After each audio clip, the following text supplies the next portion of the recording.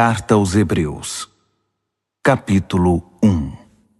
Passando por uma longa linha de profetas, Deus falou aos nossos antepassados séculos a fio, de diferentes maneiras.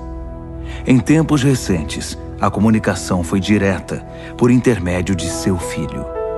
Por meio do Filho, Deus no princípio criou o mundo, e no fim tudo vai pertencer ao Filho. O Filho reflete perfeitamente que Deus é e está selado com a natureza de Deus. Ele mantém tudo unido pelo que diz, palavras poderosas. Depois de ter consumado o sacrifício pelos pecados, o Filho tomou seu lugar de honra nos altos céus ao lado de Deus, sendo maior em posição e domínio que qualquer anjo. Alguma vez Deus disse a algum anjo: "Você é meu filho, hoje me alegro em você"? Ou "Eu sou o seu pai, ele é meu filho"? Quando ele apresenta seu filho com todas as honras ao mundo, ele diz: "Todos os anjos devem adorá-lo". Mas com respeito aos anjos diz: "Os mensageiros são ventos, os servos são línguas de fogo". Mas ao filho ele diz: "Tu és Deus e estás no trono definitivamente, teu governo tudo corrige. Tens prazer quando as coisas andam bem e repudias quando tudo está errado. É por isso que Deus, teu Deus, derramou óleo aromático sobre tua cabeça, fazendo-te rei, muito acima dos teus queridos companheiros". E mais uma vez ao Filho: "Tu, Senhor, deste início a tudo. Estabeleceste os fundamentos da terra, depois modelaste as estrelas no céu. Terra e céu se desfarão, mas tu jamais. Eles se gastam como roupa velha. Tu irás dobrá-los como um manto usado, e então os guardarás. Mas serás sempre o mesmo, ano após ano. Nunca irás definhar, nunca irás desvanecer". E alguma vez ele disse algo parecido a algum anjo? "Assente-se aqui ao meu lado direito, até que eu faça dos seus inimigos um descanso para os pés". Não é óbvio que todos os anjos são enviados para ajudar os que foram designados para receber a salvação? Hebreus, capítulo 2. É fundamental que nos apeguemos com firmeza ao que ouvimos, para que não nos desviemos. Se a antiga mensagem entregue pelos anjos era válida e ninguém podia desprezá-la, acham que podemos nos arriscar a desprezar a última, esta magnífica salvação? Antes de tudo, ela foi entregue pelo Senhor em pessoa, depois cuidadosamente transmitida a nós pelos que dele a ouviram. Durante todo este tempo, Deus a estava confirmando com os dons do Espírito Santo, todos os sinais e milagres, conforme decisão divina. Deus não encarregou os anjos da salvação de que estamos falando. A Escritura diz: "O que é o ser humano para que te preocupes com eles? Por que desperdiçarias tempo te preocupando com eles?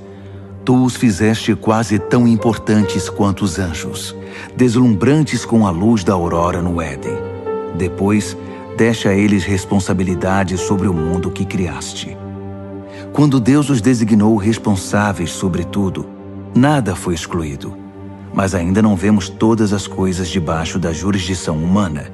O que vemos é Jesus, feito quase tão importante quanto os anjos, e então, pela experiência da morte, coroado muito acima de qualquer anjo, com uma glória deslumbrante com a luz da aurora no Éden.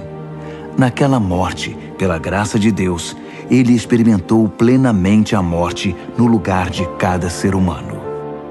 Faz sentido que o Deus que iniciou tudo e que tudo preserva agora conclua sua obra, tornando perfeito o pioneiro da salvação através do sofrimento, enquanto ele conduz todas essas pessoas à glória. Uma vez que aquele que salva e os que são salvos têm uma origem comum, Jesus não hesita em tratá-los como família, dizendo: "Vou contar a meus bons amigos, meus irmãos e irmãs, tudo o que sei sobre ti. Vou me reunir a eles num culto e em louvor a ti". Uma vez mais, ele se põe no mesmo círculo familiar quando diz: "Até eu vivo por depositar minha confiança em Deus".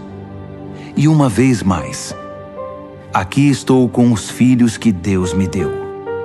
Uma vez que os filhos são de carne e sangue, é óbvio que o Salvador assumiu a carne e o sangue para resgatá-los por sua morte. Abraçando a morte e tomando-a para si, ele destruiu o poder que o diabo exercia sobre a morte e libertou os que temiam em vida por causa do medo da morte. Assim, é evidente que ele não suportou tudo isso por causa dos anjos, e sim por causa de pessoas como nós, filhos de Abraão. Foi por isso que ele teve de assumir a vida humana de forma integral. Então, quando se apresentou diante de Deus como sacerdote principal para retirar os pecados da humanidade, ele já havia experimentado toda a dor e havia passado em todos os testes, e agora tinha condições de ajudar no que fosse necessário.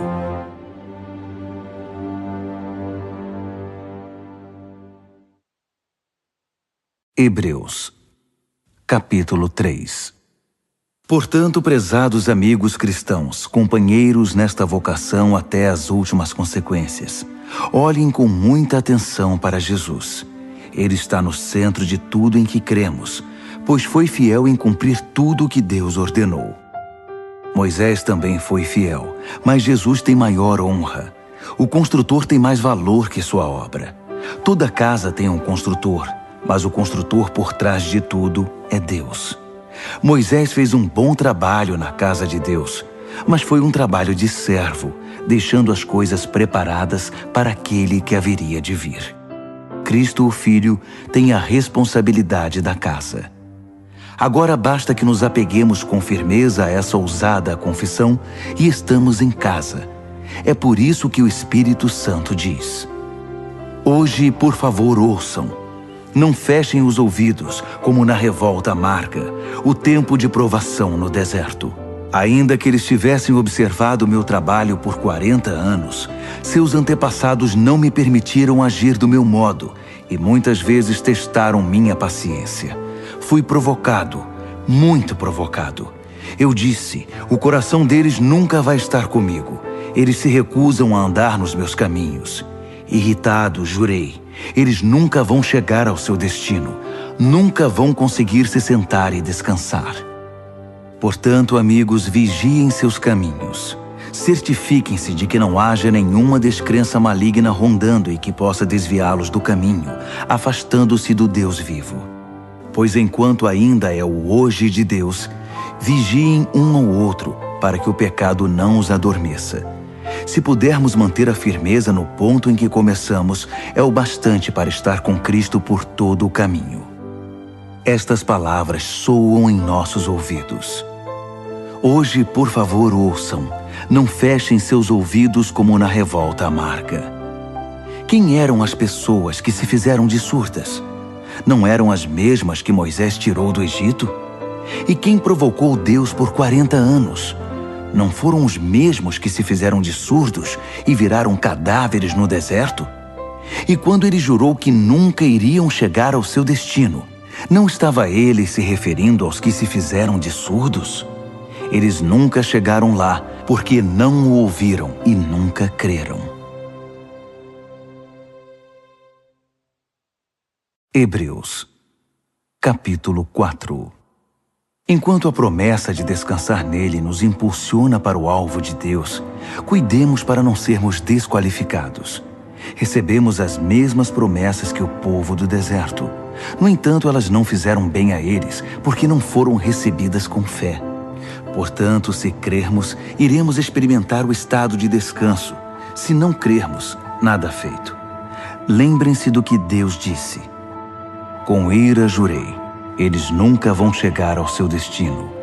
Nunca vão conseguir descansar de verdade. Deus fez essa promessa, embora tivesse cumprido a parte dele antes da fundação do mundo. Em algum lugar está escrito: Deus descansou no 7º dia, tendo completado sua obra. Mas outro texto diz: eles nunca vão conseguir descansar de verdade. Portanto, essa promessa ainda não foi cumprida. Os antigos não chegaram ao lugar de descanso porque foram desobedientes. Deus continua renovando a promessa e estabelecendo a data de hoje, como fez no Salmo de Davi, séculos depois do convite original. Hoje, por favor, ouçam, não fechem os ouvidos. Essa promessa ainda é válida. Ela não foi cancelada no tempo de Josué. Do contrário, Deus não continuaria renovando a promessa para hoje. A promessa de chegada e descanso para o povo de Deus ainda está de pé. Deus mesmo está neste descanso. E no fim da jornada, descansaremos com Ele. Portanto, permaneçamos firmes e chegaremos ao local de descanso. Se não houver desobediência, não haverá desvio. Tudo o que Deus diz é sério. O que Ele diz, acontece. Sua poderosa palavra é aguda como o bisturi e capaz de cortar tudo, seja dúvida, seja desculpa, mantendo-nos abertos para ouvir e obedecer.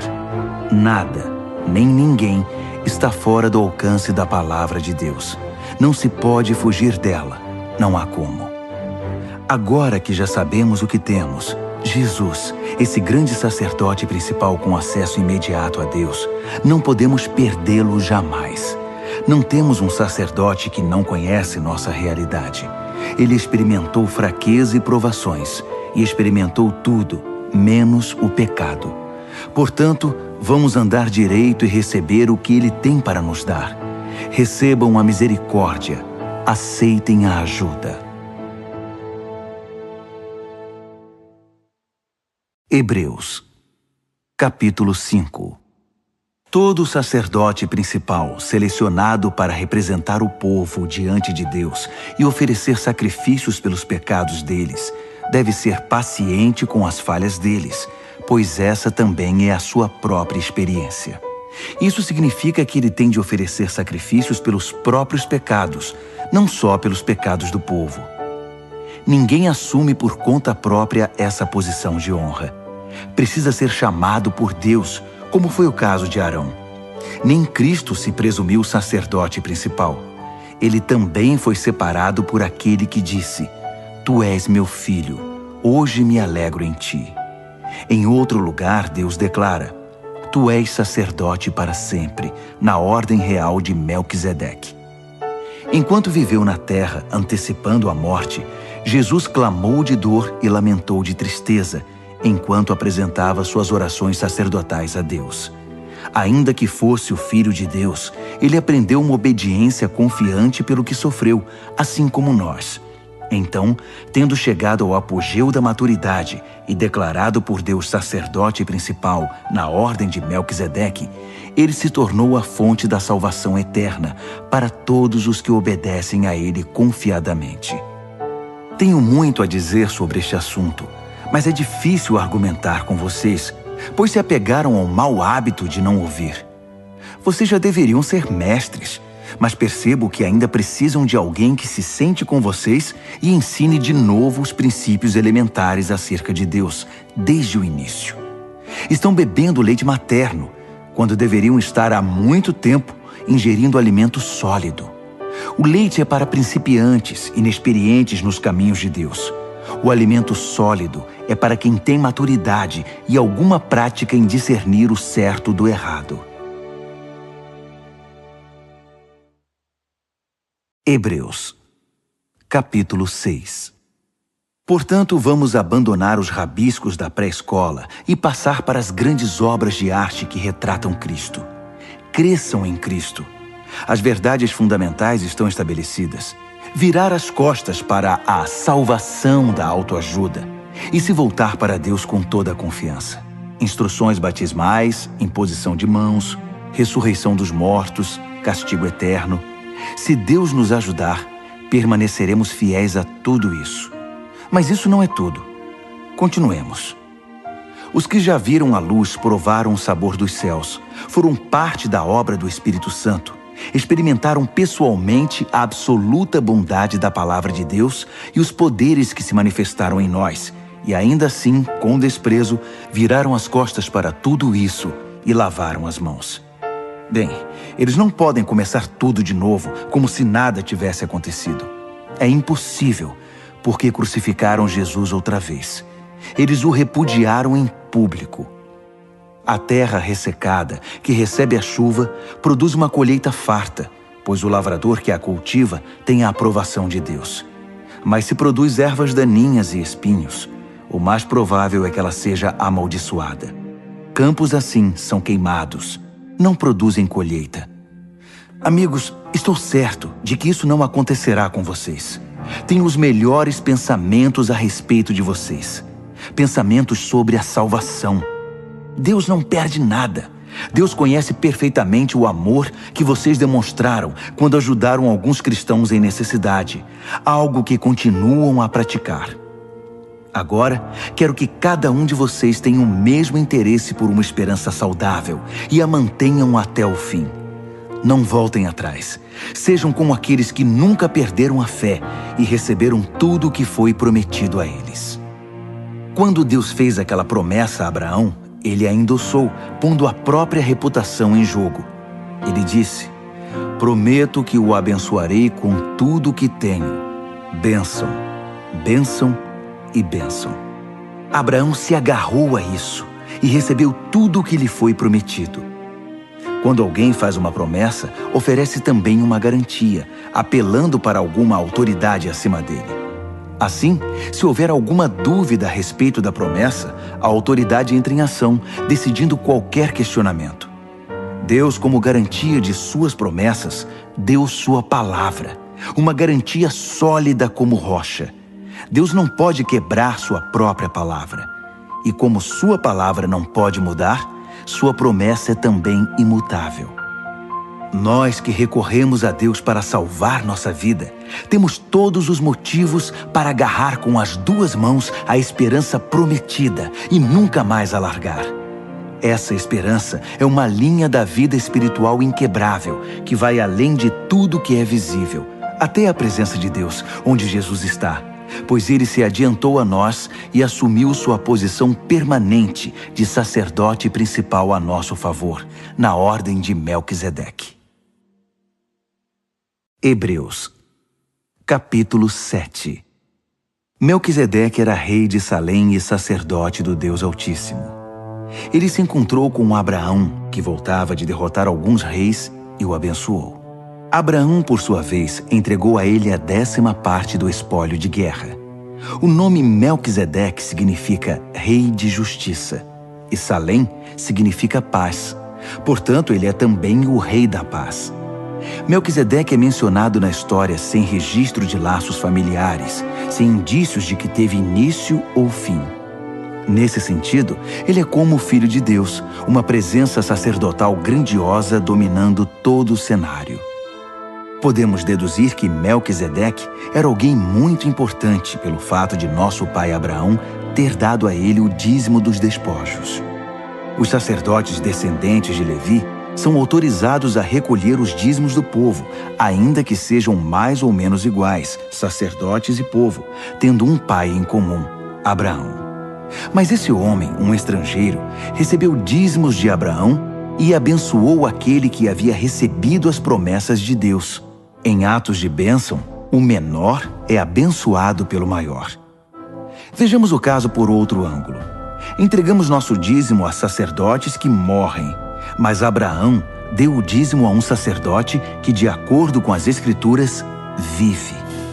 Vocês podem até argumentar que, sendo Levi descendente de Abraão e tendo Abraão dado o dízimo a Melquisedeque, quando damos os dízimos à tribo sacerdotal de Levi, eles terminam em Melquisedeque. Se o sacerdócio de Levi e Arão, que deu a estrutura para a entrega da lei, pudesse tornar as pessoas perfeitas, não haveria necessidade de um novo sacerdócio, como o de Melquisedeque. Mas como esse sacerdócio não conseguiu cumprir seu objetivo, houve uma mudança de sacerdócio. Com ele veio uma nova lei, que instituía mudanças radicais. Não há meio de entender essas mudanças nos termos do antigo sacerdócio levítico. É por esse motivo que não há nada na árvore genealógica de Jesus que possa conectá-lo à linhagem sacerdotal de Levi.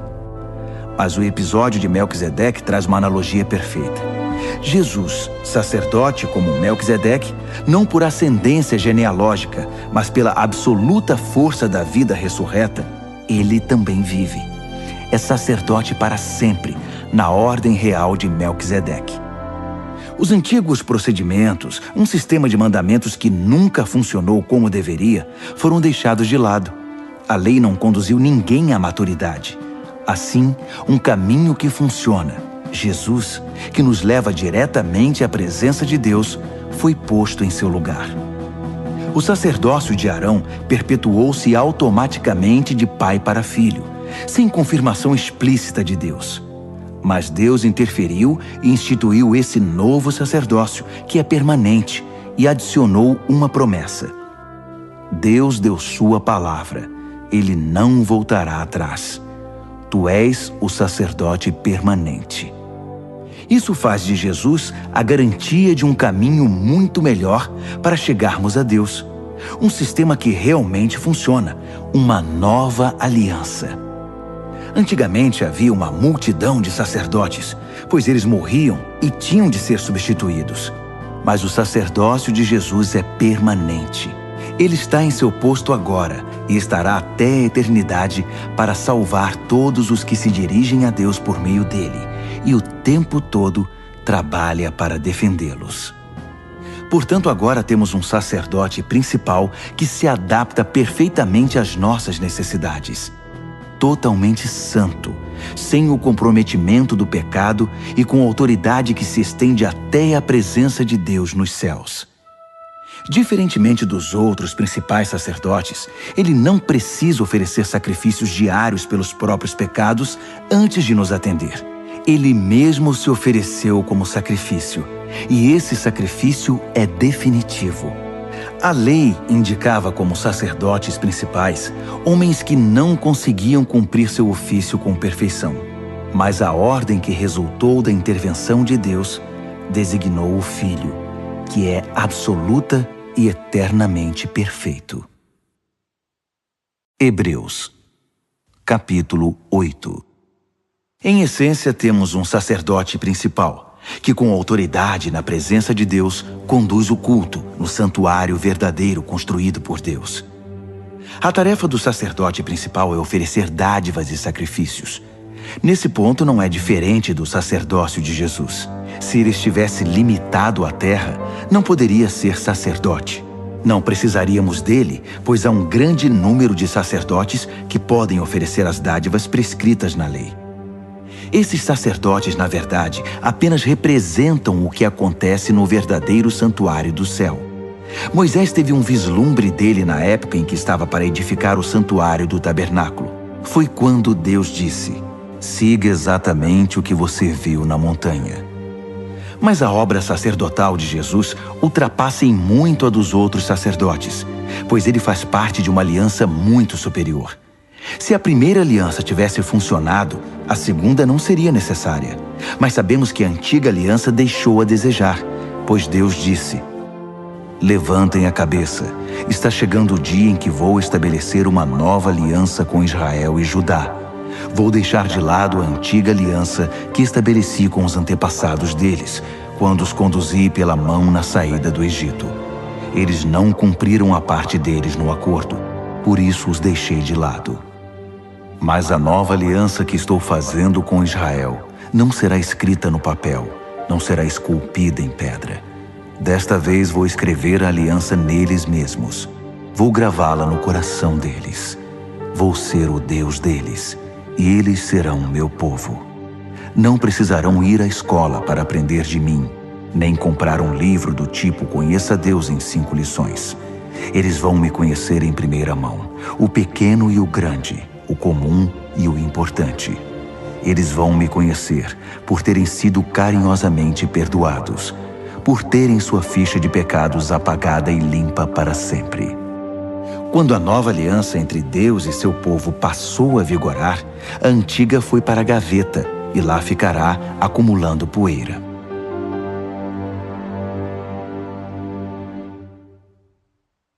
Hebreus, capítulo 9. A primeira aliança continha orientações para o culto e contava com um lugar designado especialmente para realizá-lo. Uma grande tenda exterior foi montada. Ela abrigava o candelabro, a mesa e o pão da presença. Esse local era conhecido como Lugar Santo. Uma cortina foi estendida e atrás dela montaram uma tenda menor, o lugar santíssimo. Ali foram postos o altar de incenso, feito de ouro, e a arca da aliança, que era coberta de ouro e guardava uma urna de ouro com maná, o cajado de Arão que floresceu, as tábuas da aliança e o propiciatório, sob a sombra das asas do anjo. Mas não temos tempo para comentar isso agora. Depois que tudo estava em seu lugar, os sacerdotes cuidavam de suas tarefas na tenda maior. Mas apenas o sacerdote principal entrava na tenda interior, a menor, e isso uma vez por ano, para oferecer um sacrifício de sangue pelos próprios pecados e pelos pecados acumulados do povo. Essa foi a maneira utilizada pelo Espírito Santo para mostrar, por meio de uma parábola visual, que enquanto a tenda maior existisse, o povo não poderia andar com Deus lado a lado. Nesse sistema, as oferendas e os sacrifícios não podem, de fato, chegar ao âmago da questão. Não podem acalmar a consciência das pessoas, pois estão limitadas a questões de ritual e comportamento. Trata-se essencialmente de um arranjo temporário, até que uma revisão completa pudesse ser feita. Mas quando o Messias, o sacerdote principal dos assuntos superiores da nova aliança, entrou em cena, ele ignorou o antigo tabernáculo e seus utensílios, neste mundo criado, e se dirigiu diretamente ao tabernáculo dos céus, o verdadeiro lugar santo, para exercer um ministério perfeito.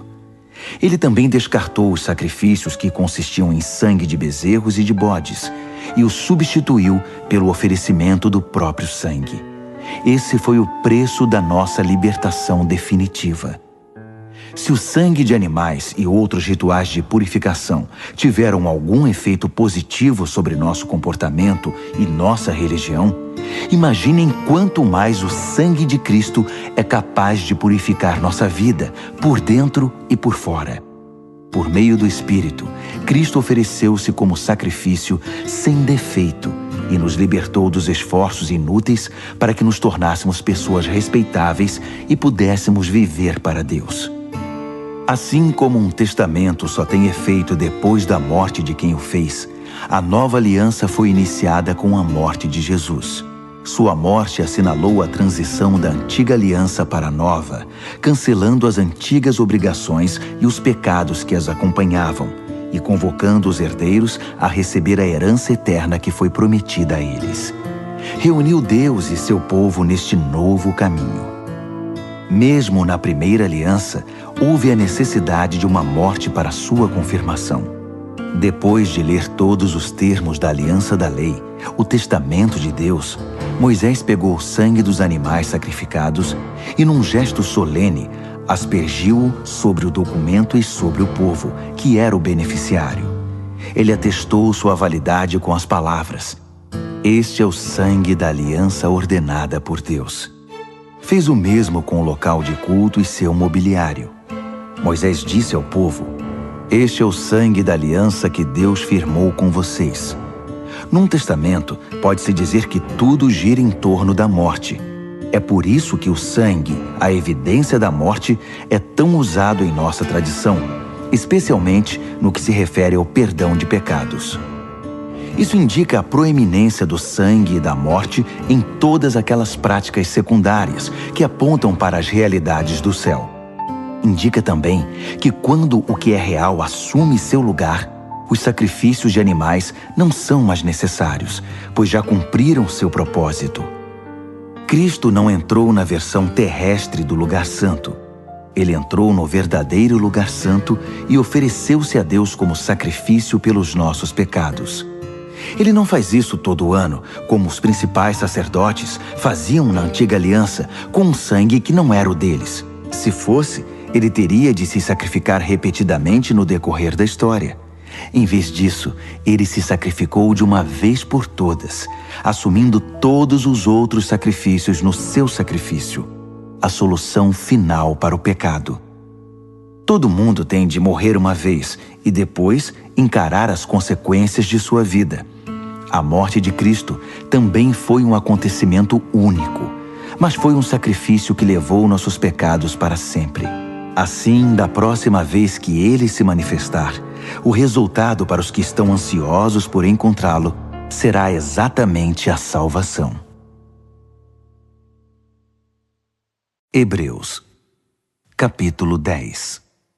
A antiga aliança era apenas um vislumbre das boas coisas da nova aliança. Uma vez que a antiga aliança da lei não era completa em si mesma, ela não poderia aperfeiçoar os que participavam dela. Não importa quantos sacrifícios oferecessem ano após ano, jamais conseguiriam uma solução definitiva.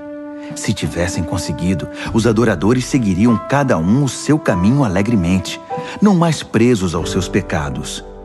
Mas em vez de remover a consciência do pecado, a repetição dos sacrifícios de animais, na verdade, só realçava a preocupação e a culpa, porque o sangue de touros e de bodes não tem poder para eliminar pecados. É isso que a profecia quer dizer nas palavras de Cristo. Tu não queres sacrifícios e ofertas ano após ano, e me preparaste um corpo para o sacrifício. Não é o aroma ou a fumaça do altar que te dá prazer. Então eu disse, estou aqui para fazer do teu modo, ó Deus, como está determinado no teu livro. Quando ele diz, tu não queres sacrifícios e ofertas, está se referindo às práticas da antiga aliança. Quando acrescenta, estou aqui para fazer do teu modo, deixou de lado o sistema antigo para promulgar a nova aliança, o modo de Deus, por meio do qual nos tornamos perfeitos para Deus pelo sacrifício único de Jesus. O sacerdote trabalha no altar todos os dias, oferecendo o mesmo sacrifício ano após ano, e nem de longe resolve o problema do pecado. Como sacerdote, Cristo fez um sacrifício único pelos pecados, e tudo se resolveu. Então, ele se sentou à direita de Deus e apenas esperou que seus inimigos desabassem. Foi um sacrifício perfeito, realizado por uma pessoa perfeita, para aperfeiçoar pessoas muito imperfeitas. Por meio daquela simples oferta, ele fez tudo o que precisava ser feito para os que tomam parte no processo purificador. O Espírito Santo confirma. A nova aliança que estou fazendo com Israel não será escrita no papel, não será esculpida em pedra. Desta vez, vou escrever a aliança neles mesmos. Vou gravá-la no coração deles. Ele conclui. Vou limpar de vez a ficha dos pecados deles. Uma vez que os pecados foram definitivamente eliminados, não é preciso mais oferecer sacrifícios por eles. Portanto, amigos, podemos agora, sem hesitação, caminhar direto para Deus, até o lugar santo. Jesus preparou o caminho pelo sangue de seu sacrifício e atua como nosso sacerdote diante de Deus. A cortina que dá acesso à presença de Deus é seu corpo. Então, avante, cheios de fé, confiantes de que estamos apresentáveis para Ele, vamos nos agarrar às promessas que nos fazem prosseguir. Ele sempre mantém sua palavra. Sejamos criativos no amor, no encorajamento e na ajuda. Não evite as reuniões de culto, como alguns fazem, desprezando os irmãos, ainda mais agora que o grande dia se aproxima. Desistir e virar as costas para tudo que aprendemos e recebemos, para a verdade que agora sabemos, é o mesmo que rejeitar o sacrifício de Cristo, e estaremos sem defesa no juízo final. E que julgamento será! Se a pena por quebrar a lei de Moisés era morte física, o que acham que vai acontecer se vocês desprezarem o Filho de Deus, se cuspirem no sacrifício que tornou vocês completos e se insultarem o Espírito? Isso não é pouca coisa. Deus já nos avisou. Vai nos chamar para prestar contas e nos fazer pagar. Ele foi muito claro. A vingança é minha e não vou deixar passar nada. Disse também, Deus vai julgar seu povo. Acreditem, ninguém vai escapar. Lembram-se de quando vocês viram a luz pela primeira vez? Eram tempos difíceis. Ser desrespeitado em público e atacado de todas as formas era a rotina. Às vezes com vocês, às vezes com seus amigos. Se os amigos eram presos, vocês ficaram do lado deles. Se os inimigos atacavam e tomaram seus bens, vocês os deixavam ir com um sorriso. sabendo que eles não poderiam tocar no verdadeiro tesouro de vocês. Nada disso os aborrecia, nada os fez retroceder. Então, não joguem tudo isso fora. Na época, vocês eram confiantes e devem ser agora. Vocês precisam perseverar, permanecer firmes na aliança de Deus para alcançar o aperfeiçoamento prometido. Não vai demorar agora. Ele está a caminho. Ele vai se manifestar a qualquer momento. Qualquer um que esteja firme comigo, descansa em leal confiança. Mas se desistir e me abandonar, não ficarei satisfeito. Mas não somos perdedores. Não vamos desistir. Ah, não. Continuaremos firmes e sobreviveremos, sem perder a confiança durante a caminhada. Hebreus, capítulo 11. O fato essencial da existência é que esta confiança em Deus, esta fé, é o alicerce sólido que sustenta qualquer coisa que faça a vida digna de ser vivida. É pela fé que lidamos com o que não podemos ver. Foi um ato de fé que distinguiu nossos antepassados, elevando-os acima da multidão. Pela fé, vemos o mundo trazido à existência pela palavra de Deus, o que foi criado e que podemos ver por meio do que não vemos. Por um ato de fé, Abel apresentou a Deus um sacrifício melhor que o de Caim. Foi aquilo em que ele acreditava, não o que ele trouxe, que fez diferença. Pelo que Deus observou, pôde aprová-lo e considerá-lo justo. Após todos estes séculos, aquela fé continua a chamar nossa atenção. Por um ato de fé, Enoque escapou da morte. Eles o procuraram e não o encontraram, pois Deus o tinha tomado. Sabemos, com base num testemunho confiável, que antes de ser tomado, ele agradou a Deus. É impossível agradar a Deus a não ser pela fé. Por quê? Porque qualquer um que deseja se aproximar de Deus deve crer que Ele existe e que se preocupa o bastante para atender aos que o procuram. Pela fé, Noé construiu um barco na terra seca. Ele havia sido avisado de algo que não podia ver e agiu apenas com base no que foi dito a ele. O resultado? Sua família foi salva. Seu ato de fé estabeleceu uma linha divisória entre a maldade do mundo descrente e a justiça do mundo que cria. Como consequência, Noé tornou-se íntimo de Deus. Por um ato de fé, Abraão disse sim ao chamado de Deus e partiu para um lugar desconhecido, que se tornaria seu lar. Quando ele saiu, não tinha ideia de para onde estava indo. Por um ato de fé, foi residir no país que, de acordo com a promessa, seria dele. Viveu ali como estrangeiro e morava em tendas. Isaac e Jacó fizeram o mesmo, vivendo pela mesma promessa. Abraão agiu assim, mantendo o olhar numa cidade invisível, que tem fundamentos reais e eternos, a cidade planejada e construída por Deus. Pela fé, a estéril Sara conseguiu engravidar, mesmo sendo já bem idosa, porque ela creu que a pessoa que fez a promessa iria cumpri-la. Foi assim que de um homem idoso e sem vigor, nasceram milhões de pessoas. Cada uma dessas pessoas de fé morreu sem ver o cumprimento da promessa, mas ainda crendo. Como conseguiram? Elas o viram e saudaram de longe, aceitando o fato de que eram passageiros neste mundo. Quem vive assim sabe que está procurando seu verdadeiro lar. Se estivessem com saudade do antigo país, poderiam ter voltado quando quisessem, mas buscavam um país muito melhor que o antigo. Buscavam o país celestial. É fácil entender porque Deus é tão orgulhoso dessas pessoas e porque é uma cidade à espera delas. Pela fé, Abraão, na hora da prova, ofereceu Isaque de volta para Deus. Agindo com fé, ele estava disposto a devolver o filho prometido, seu único filho, assim como se havia mostrado feliz em recebê-lo. E isso depois de Deus ter dito a ele: seus descendentes virão de Isaque.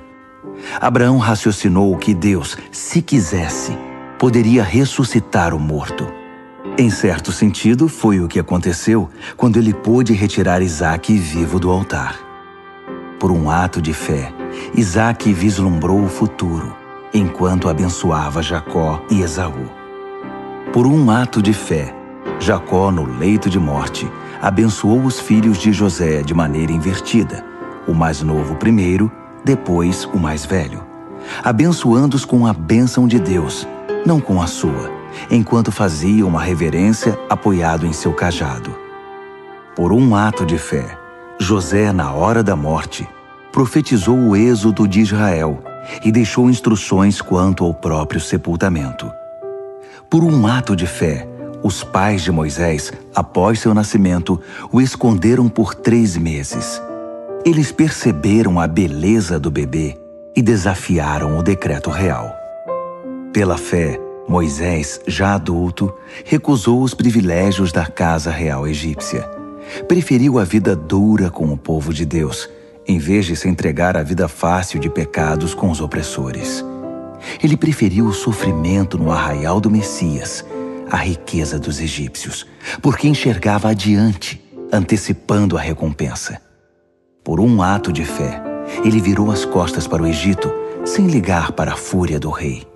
Ele tinha o olhar naquele que ninguém pode ver e continuou firme. Por um ato de fé, celebrou a Páscoa e aspergiu o sangue da Páscoa em cada casa, para que o destruidor dos primogênitos não tocasse em ninguém. Por um ato de fé, Israel atravessou o Mar Vermelho em terra seca. Os egípcios tentaram fazer o mesmo e se afogaram. Por um ato de fé, os israelitas marcharam ao redor das muralhas de Jericó durante 7 dias, e as muralhas caíram. Por um ato de fé, Raabe, a prostituta de Jericó, acolheu os espiões e escapou da destruição que veio sobre os que se recusaram a confiar em Deus. Poderia prosseguir, mas não há tempo. Ainda há muitos outros: Gideão, Baraque, Sansão, Jefté, Davi, Samuel, os profetas. Por seus atos de fé, eles venceram reinos, fizeram obras de justiça, viram promessas cumpridas. Foram protegidos de leões, incêndios e ameaças de morte. Transformaram a desvantagem em vantagem. Venceram batalhas, afugentaram exércitos invasores. Mulheres receberam seus queridos de volta dos mortos. Foram eles que, sob tortura, se recusaram a desistir e ser libertados, preferindo algo melhor, a ressurreição. Outros enfrentaram abusos, açoites e, sim, algemas e prisões. Temos informação de alguns que foram apedrejados, cerrados ao meio, assassinados a sangue frio. Histórias de homens vagando pela terra em peles de animais, sem teto, sem amigos, sem força. O mundo não os mereceu, vivendo como podiam nas periferias cruéis do mundo. Entretanto, nenhum desses exemplos de vida de fé puseram a mão na recompensa prometida. Deus tem um plano melhor para nós. Que nossa fé se junte a deles, para formar um todo completo, como se a vida de fé que eles tiveram não fosse completa sem a nossa.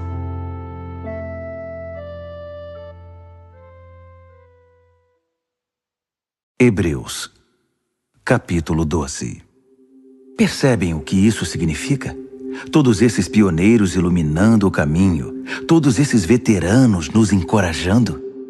Significa que o melhor a fazer é continuar. Livres dos acessórios inúteis, comecem a correr e nunca desistam. Nada de gordura espiritual extra, nada de pecados parasitas. Mantenham os olhos em Jesus, que começou e terminou a corrida de que participamos. Observem como ele fez, porque ele jamais perdeu o alvo de vista, aquele fim jubiloso com Deus. Ele foi capaz de vencer tudo pelo caminho, a cruz, a vergonha, tudo mesmo. Agora está lá, num lugar de honra ao lado de Deus. Quando se sentirem cansados no caminho da fé, lembrem-se da história dele, da longa lista de hostilidade que ele enfrentou. Será como uma injeção de adrenalina na alma. Nessa luta incessante contra o pecado, outros sofreram muito mais que vocês, sem falar no que Jesus enfrentou, todo aquele derramamento de sangue. Portanto, nada de autocomiseração. Ou vocês já se esqueceram de que os bons pais tratam bem os filhos e que Deus trata vocês como filhos dele? Meus filhos queridos, não desprezem a disciplina de Deus. Também não sejam esmagados por ela. Ele disciplina o filho que ama. O filho que ele abraça, ele também corrige. Deus está educando vocês. É por isso que vocês nunca devem desistir. Ele está tratando vocês como filhos queridos. Essa provação que vocês estão enfrentando não é um castigo, é um treinamento, a experiência normal dos filhos. Só pais irresponsáveis deixam os filhos por conta própria. Vocês gostariam que Deus fosse irresponsável? Se respeitamos nossos pais que nos educaram e não nos mimaram, por que não aceitar a disciplina de Deus para que possamos viver de verdade? Quando éramos crianças, nossos pais faziam o que para eles parecia o melhor. Mas Deus está fazendo o que é melhor para nós. Está nos treinando para que possamos viver de acordo com seu santo propósito. A disciplina nunca é divertida quando está sendo aplicada. É sempre dolorosa. No entanto, mais tarde, evidentemente, é uma bela recompensa, pois quem é treinado adequadamente se torna maduro no relacionamento com Deus. Não cruzem os braços, não fiquem parados. Preparem o caminho dos maratonistas para que ninguém tropece, caia ou pise em algum buraco e sofra uma contusão no tornozelo. Ajudem-se mutuamente e corram. Esforcem-se para que seja possível a convivência uns com os outros e com Deus. Senão o máximo que vão conseguir é um vislumbre de Deus. Não permitam que ninguém despreze a generosidade de Deus. Não deixem que a erva daninha da amargura se espalhe. Uns poucos espinhos podem arruinar um jardim em pouco tempo. Cuidado com a síndrome de Esaú. Desprezar o dom permanente de Deus para satisfazer um apetite passageiro. Vocês sabem que Esaú mais tarde se arrependeu daquele ato impulsivo e tentou, ora com lágrimas, ora sem lágrimas, recuperar a bênção de Deus. Mas já era tarde demais. Diferentemente dos seus antepassados, vocês não foram até o Monte Sinai, aquele fogo como que de vulcão e estrondo de terremoto, para ouvir Deus falar. As palavras ensurdecedoras e a mensagem forte a ponto de balançar a alma os aterrorizaram, e eles imploraram que parasse. Quando ouviram a frase, se um animal tocar a montanha deverá morrer, ficaram com medo até de se mexer. Até Moisés ficou assustado. Essa não é de modo algum a experiência de vocês. Vocês chegaram ao Monte Sião, a cidade onde o Deus vivo reside. A Jerusalém invisível é habitada por multidões de anjos festivos e cidadãos que creem. É a cidade onde Deus é o juiz e na qual seus julgamentos nos tornam justos. Vocês chegaram a Jesus, que apresentou uma nova aliança, um novo alvará concedido por Deus. Ele é o mediador desta aliança. A morte de Jesus não foi como a de Abel, um assassinato que clama por vingança. Em vez disso, tornou-se uma proclamação da graça. Portanto, não tapem os ouvidos para essas palavras tão agradáveis. Se os que ignoraram as advertências terrenas não escaparam, o que nos acontecerá se virarmos as costas para as advertências do céu? A voz de Deus naquela ocasião sacudiu a terra até os fundamentos. Desta vez ele foi bem claro. Vai sacudir os céus também. Um último abalo, muito violento e devastador, de cima para baixo. A expressão "um último abalo" significa uma limpeza completa, que elimina todo o lixo religioso e histórico e traz à tona a essência inabalável e limpa, sem mistura alguma. Viram o que conseguimos? Um reino inabalável. Conseguem entender como devemos ser gratos? Não apenas agradecidos, mas em atitude de adoração profunda e reverentes na presença de Deus. Pois Deus não é um espectador indiferente. Ele está ativamente limpando a casa, queimando tudo o que precisa ser queimado, e não vai desistir até que toda a sujeira desapareça. O próprio Deus é o fogo.